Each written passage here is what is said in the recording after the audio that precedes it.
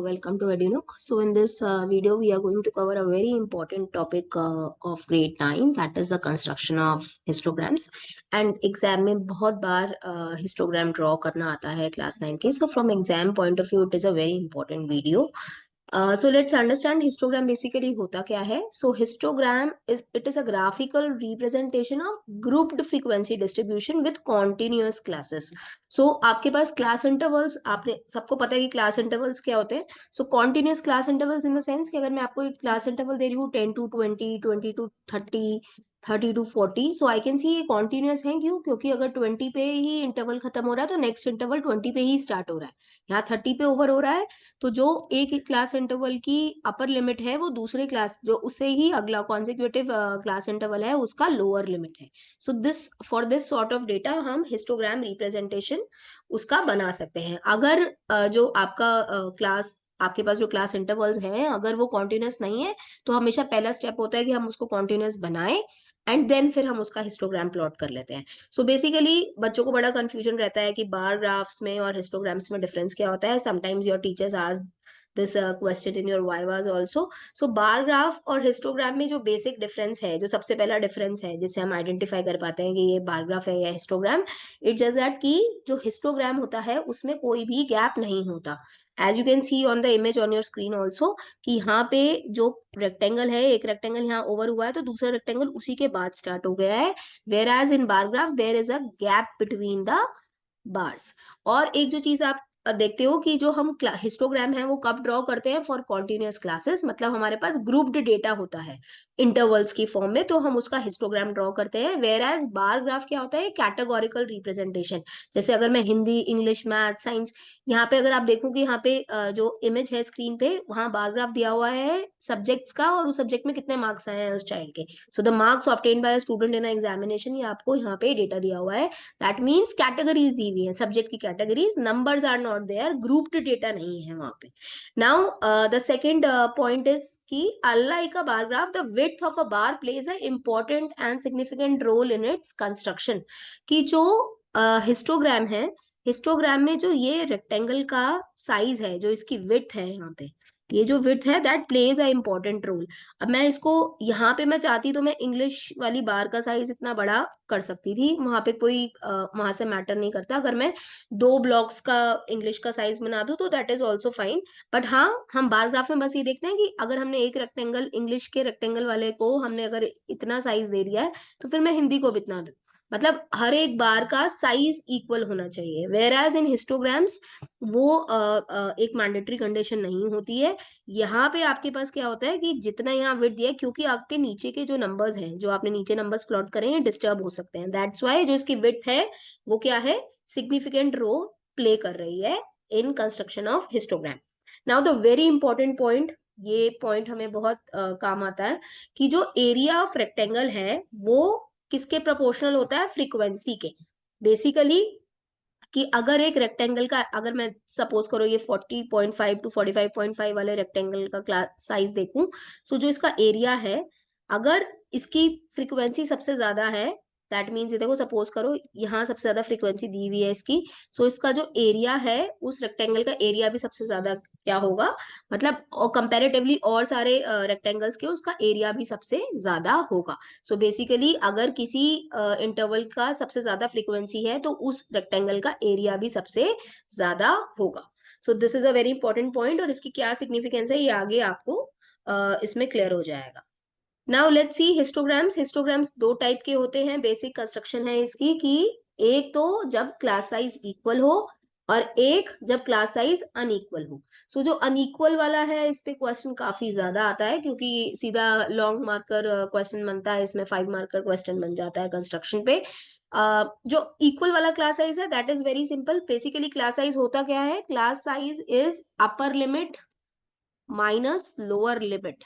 That means upper limit ये क्या है 400 और लोअर लिमिट क्या है 300. तो upper limit minus lower limit क्या हो गया 100, इधर भी क्या हो गया. तो आई कैन सी कि at every interval the class size is 100. यहाँ पे भी 100 का गैप है, यहाँ भी 100 का, यहाँ भी 100 का, यहाँ भी 100 का। सो मैंने चेक कर लिया। सबसे पहला स्टेप आप क्या करोगे, जब भी एग्जाम में कोई हिस्टोग्राम ड्रॉ करने का क्वेश्चन आएगा, सबसे पहले आप अपने इंटरवल्स देखोगे और ये देखोगे कि क्या इंटरवल्स कॉन्टिन्यूस है। देखो यहाँ पे कॉन्टिन्यूस का केस दिया हुआ है, कॉन्टिन्यूस ही है ये इंटरवल, 400 पे खत्म है तो 400 से ही स्टार्ट है। अगर कॉन्टिन्यूस नहीं होगा तो आप उसे कॉन्टिन्यूस बना दोगे, बट यहाँ पे कॉन्टिन्यूस डेटा हमें दिया हुआ है सब। उसके बाद ही आप अगली चीज ये देखोगे कि क्या जो गैप है क्लास साइज वो बराबर है या अनइक्वल है।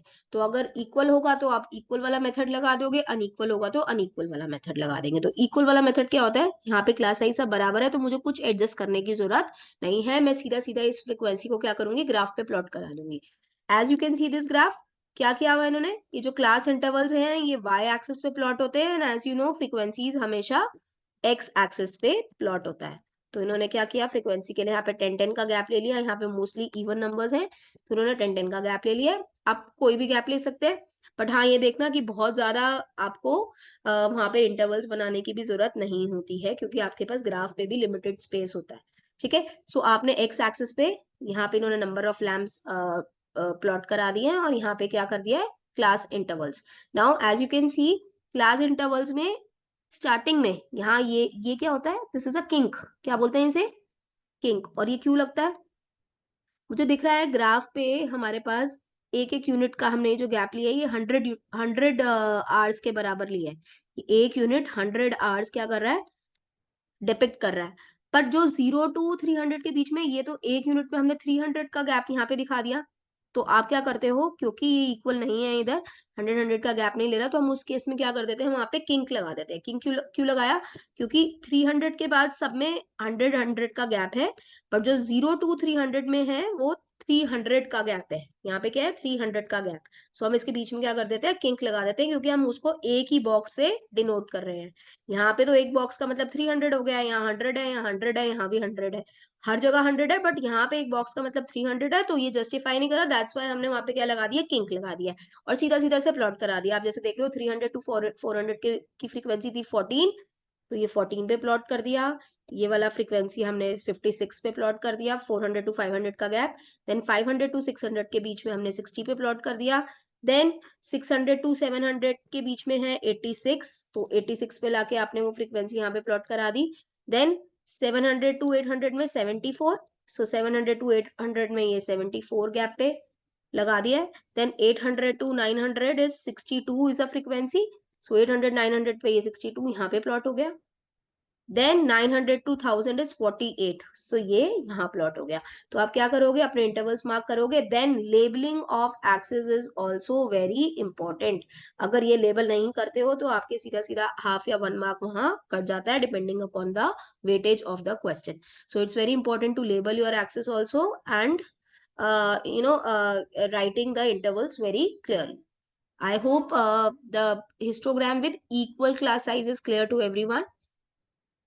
So this is a basic construction. Now let's see the second type, that histogram with unequal class size. So as you can see the data here, यहाँ पे डेटा दिया हुआ है। तो अगर मैं देखूं, मैंने क्या बोला, क्लास साइज होता है, सबसे पहले आप देखते हो क्लास साइज कॉन्टिन्यूस है या नहीं। कॉन्टिन्यूस तो ये मुझे दिख रहा है। अब जब कॉन्टिन्यूस है तो इसके बाद हम देखेंगे इसका क्लास साइज। तो क्लास साइज यहाँ लिख लेती हूँ मैं, क्या होता है class size, upper limit minus lower limit. तो 20 है यहाँ गैप, यहाँ 10 है, यहाँ 10 है, 10 10 10, और ये यहाँ पे क्वेश्चन में मार्क्स टोटल मैक्सिमम मार्क्स 100 दिए हुए थे, तो यहाँ क्या हो गया 70 अबव, मतलब टोटल 70 टू 100 के बीच में जो कैटेगरी है उसमें क्लास साइज क्या हो गया 30। So I can see all the intervals do not have a equal class size.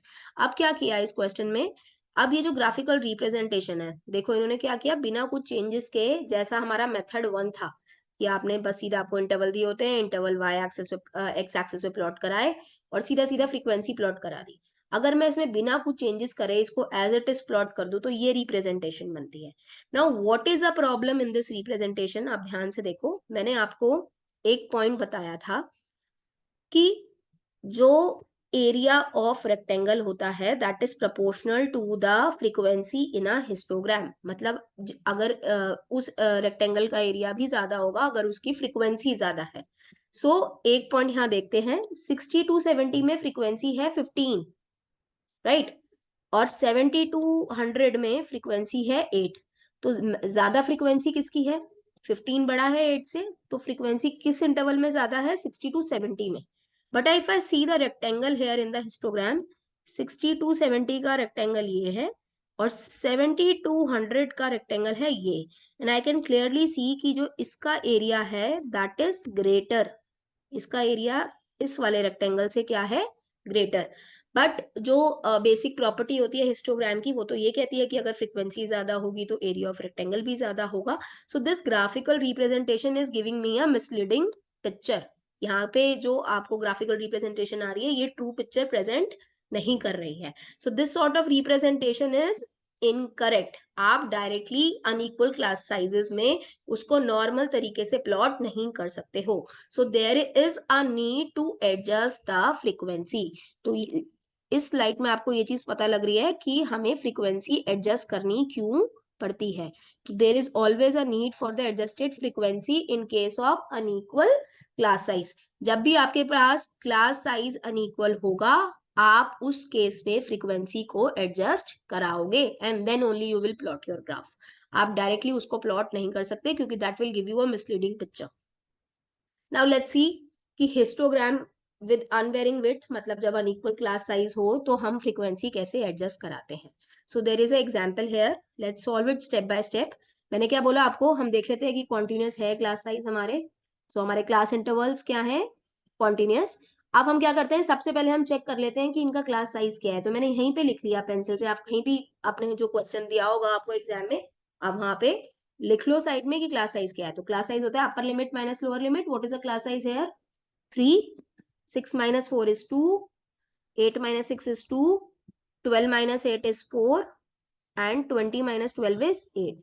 So I can see different class sizes है। पहला स्टेप क्लियर है सबको? सो हमने क्या किया, रफली प्लस क्लास साइजेस सब लिख लिए। अब क्या करना होता है, हमें इन्हें इन पे फ्रीक्वेंसी एडजस्ट करानी होती है, क्योंकि जो फ्रीक्वेंसी हमें दी हुई है ये हमें एक ट्रू पिक्चर नहीं देगी जब हम हिस्टोग्राम प्लॉट करेंगे। सो हम एक नया कॉलम बना लेंगे here, that is adjusted frequency. कौन सा कॉलम बना लिया? Adjusted frequency. अब आप क्या करोगे, जितने भी क्लास साइजेस आपको दिए हुए हैं, आप उसमें से जो लोएस्ट क्लास साइज है, कौन सा? लोएस्ट क्लास साइज सेलेक्ट कर लोगे। कौन सा है लोएस्ट क्लास साइज यहाँ पे? 3, 2, 2, 4, 8। तो 2 and this 2, this is a lowest class size. That means यहाँ पे जो फ्रीक्वेंसी है ये बिल्कुल सही है, तो आप ये फ्रीक्वेंसी एज इट इज लिख लो। 4 to 6 में फ्रीक्वेंसी है 30, तो एडजस्टेड भी क्या रहेगी? 30। और इधर 6 to 8 में भी है फ्रीक्वेंसी 44, तो यहाँ पे भी क्या रहेगी? फ्रीक्वेंसी 44। सो बेसिकली हम क्या कर रहे हैं, जितनी भी जो लोएस्ट क्लास साइज है उसकी फ्रीक्वेंसी तो एज इट इज लिख देंगे। जहां जहां क्लास साइज डिफरेंट है हम उसको किस पे लाके एडजस्ट करेंगे? On number 2। मतलब आपको फ्रीक्वेंसी 3 पे दी हुई है, आप उसकी फ्रीक्वेंसी निकाल लोगे 2 पे क्या फ्रीक्वेंसी है वो, मतलब उसको एडजस्ट कर दोगे। तो मतलब जो जो क्लास साइज 2 पे एडजस्टेड नहीं है हम उसको 2 पे एडजस्ट कर लेंगे। और 2 पे क्यों एडजस्ट कर रहे हैं? Because that is the lowest class size. Now let's सी कैसे करना है इसको। सिंपल यूनिटरी मेथड लगाना है आपको। फॉर्मूला भी दिया हुआ है, फॉर्मूला जिसको यूज करना कर ले, नहीं तो वो फॉर्मूला आया इधर से ही है। ये तो समटाइम्स बच्चे उस फॉर्मूला को ब्लाइंडली बिल्कुल रट के आ जाते हैं और एग्जाम में यूज करते हैं, कई बार फॉर्मूला में गलती कर देते हैं, तो पूरा 5 नंबर का क्वेश्चन क्या हो जाता है? गलत हो जाता है। सो इट्स इंपॉर्टेंट हमें लॉजिक पता हो उसके पीछे का। सिंपल यूनिटरी मेथड लगाना है। देखो कैसे करते हैं। हम क्या निकाल रहे हैं? We are finding the frequency, right? So जो निकाल रहे हैं उसको मैं यहाँ लिख लेती हूँ राइट हैंड साइड पे। सो एडजस्टेड फ्रीक्वेंसी, और किस पे निकाल रहे हैं? क्लास साइज पे। तो मैंने बना लिया कॉलम, तो क्लास साइज मैं यहाँ लिखूंगी। अब क्या दिया हुआ है?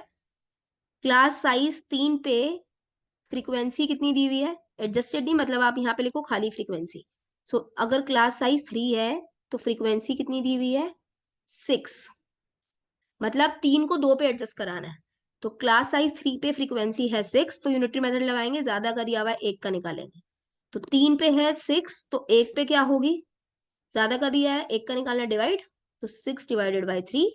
अब 1 का दिया हुआ है, ज्यादा का निकालना है, मतलब किस पे निकालना है मुझे? 2 पे। मैंने क्या बोला? 3 पे दिया हुआ है, 2 पे निकालना है। तो 3 से 1 पे निकाला, अब 2 पे निकाल लूंगी। अब 1 का निकल गया, तो 2 पे क्या होगी इसकी फ्रीक्वेंसी? 2 के लिए मल्टीप्लाई करा देंगे। तो क्या फ्रीक्वेंसी बन गई 4। तो नई फ्रीक्वेंसी क्या आ गई हमारे पास 4। Now let's C 8 to 12। अब इस केस में क्या दिया हुआ है, जब क्लास साइज 4 है तो फ्रीक्वेंसी क्या है 16। जब क्लास साइज 1 होगा तो फ्रीक्वेंसी होगी 16/4, और जब क्लास साइज 2 होगा तो फ्रीक्वेंसी होगी 16/4 इंटू 2। दैट मीन्स 4 2 जा 8। ये भी एडजस्ट हो गया। नाउ 12 to 20 पे देखो, जब क्लास साइज 8 है तो फ्रीक्वेंसी है 4। जब क्लास साइज 1 होगा तो फ्रीक्वेंसी होगी 4/8, और जब क्लास साइज 2 होगा तो फ्रीक्वेंसी होगी 4/8 into 2। That is 2 only, sorry 1। 2 से 2 कट हो गया तो frequency is 1। So the new adjusted frequency in this case is 1। तो आपने सबने समझ लिया कि यूनिटरी मेथड लगा के आप फ्रीक्वेंसी कैसे एडजस्ट कराते हो। नाउ अगर मैं इसको फॉर्मूला पे चेंज कराऊं, देखो आप ध्यान से देखो ये क्या दिया हुआ है। 6 क्या है इस केस में, 6 is the given frequency. So given frequency upon 3 क्या है इस केस में, given class size, given class size, और इनटू किससे करा रहे हैं 2 से। हर केस में 2 से मल्टीप्लाई कराया है, तो 2 is what, that is a lowest class size. तो आप जो भी आपने मेथड लगाया है इसको अगर जनरलाइज कर दोगे तो you will get the formula for that also. So what will be the formula, given frequency into given class size into lowest class size. Let me just rub everything for you and write it properly here. So I hope this formula is also clear. Right तो आपने क्या किया, let me summarise it again. Let suppose आपको class sizes दिए हुए हैं, तो सबसे पहला स्टेप हम क्या करेंगे, हम इनके क्लास साइजेस लिख लेंगे। हमने क्लास साइजेस लिख लिए, फिर उस क्लास साइजेस में से हम लोएस्ट क्लास साइज सेलेक्ट कर लेंगे। यहाँ पे तो 2 है, सपोज करो आपको कोई और क्लास साइज दिया हुआ है, तो आपने उसमें से सबसे छोटा नंबर सेलेक्ट कर लेना है। सो जो सबसे छोटा नंबर है उस पे जो फ्रीक्वेंसी हमें दी हुई है हम उसको एज इट इज लिख लेंगे, और जहां पे वो नंबर मतलब वो फ्रीक्वेंसी हमें लोएस्ट क्लास साइज नहीं है हमारा, हम उसको उस लोएस्ट क्लास साइज पे एडजस्ट करा देंगे। तो जब हमारे पास 3 था, 4 था और 8 था, इन सारी फ्रीक्वेंसीज को मैंने क्या किया, यूनिटरी मेथड यूज करके 2 पे एडजस्ट कर दिया।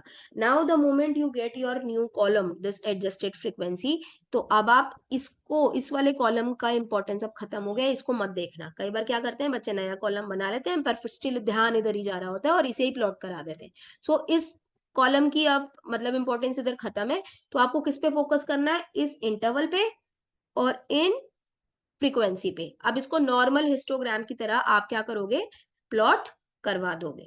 सो लेट्स सी इसकी प्लॉटिंग कैसे करनी है हमें आगे। तो यहाँ पे मैंने ऑलरेडी एक स्ट्रक्चर बना दिया है। हमारे पास जो डेटा इंटरवल्स थे वो 1 to 20 के बीच में, सॉरी क्लास इंटरवल्स हमें 1 to 20 के बीच में दिए हुए थे। तो मैंने एक्स एक्सिस पे, सॉरी यहाँ पे मैंने एक्स एक्सिस पे क्या किया है, जो क्लास इंटरवल्स हैं वो सारे मार्क करा दिए। एंड जो फ्रीक्वेंसी थी हमारे पास, मैक्सिमम फ्रीक्वेंसी थी 44, तो मैंने इसको 50 तक यहाँ पे 5 का गैप लेके वाई एक्सिस पे क्या किया है, फ्रीक्वेंसी प्लॉट करा दी है। एंड मैंने अपनी एक्सिस भी मार्क कर दी है। तो x axis is depicting number of letters and y axis is depicting number of surname. अब हम एडजस्टेड फ्रीक्वेंसी पे को यहाँ पे प्लॉट करा देंगे। सो 1 to 4 हमारा इंटरवल था, 1 to 4 के साथ फ्रीक्वेंसी है 4। सो 1 to 4 को आप कैसे प्लॉट कराओगे, 1 है 2, 1 यहाँ पे होगा और यहाँ 4 है, और फ्रीक्वेंसी आपको कितनी दी हुई है इस पे 4। तो थोड़ा सा ऊपर जाऊंगी मैं 5 के क्लोजर, दैट्स इट, और मैं क्या कर दूंगी इसको complete. So 1 to 4 class interval था, राइट, 1 to 4 क्लास इंटरवल था। तो 0 और 2 के बिल्कुल बीचों बीच होगा ये। कई बच्चे 20 को 1 2 3 4 5 6 करके प्लॉट करते हैं, मैंने यहाँ पे 2 2 का गैप ले लिया, तो आपका ग्राफ उसके हिसाब से बन जाएगा। ठीक है, आपको हमेशा ये ध्यान रखना है कि वो जो आपका इंटरवल है वो क्लियरली आपको एक्स एक्सिस पे दिखाई दे रहा हो जब भी मैं ग्राफ रीड कर रही हूँ। Now the next interval was 4 to 6, और 4 to 6 पे एडजस्टेड फ्रीक्वेंसी थी 30। तो अब अगेन 4 to 6 पे एडजस्टेड, तो 4 से ही स्टार्ट करूंगी ग्राफ और 30 तक उसको ले आऊंगी मैं। तो 30 कहाँ पे है मेरा, ये रहा।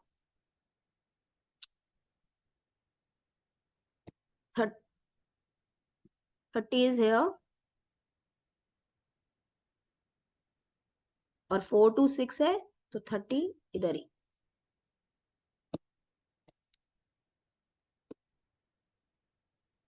4 to 6 बन गया हमारा till 30. Now the next interval we have is 6 to 8 और 6 to 8 पे frequency थी हमारी नई adjusted frequency 44. So that will be somewhere closer here, close to 45, right? अब हम again 4 to 6 पे interval लेंगे तो sorry 6 to 8 पे लेंगे तो 6 तो ये रहा and 8 का हमारा box है ये, तो हमने ये कर दी 8. Then 6 to 8 के बाद इंटरवल था 8 to 12 एंड 8 to 12 पे हमारी फ्रीक्वेंसी है 8, so that will be somewhere closer here, right? And the frequency is 8 to 12, तो ये इधर तक जाएगा एंड हम क्या करेंगे, रूलर लेके 8 to 12 बना दे. देन 12 to 20, 12 to 20 हमारी न्यू एडजस्टेड फ्रीक्वेंसी थी 1, सो 12 से लेके हमें कहां तक चाहिए 20, तो ये 1 थोड़ा सा ही नंबर होगा, तो मैं क्या करूंगी, इसको पूरा ज्वाइन कर दूं. So this is our histogram for this for the data where the class sizes are not equal. I hope this is clear to everyone. This topic is very important from exam point of view.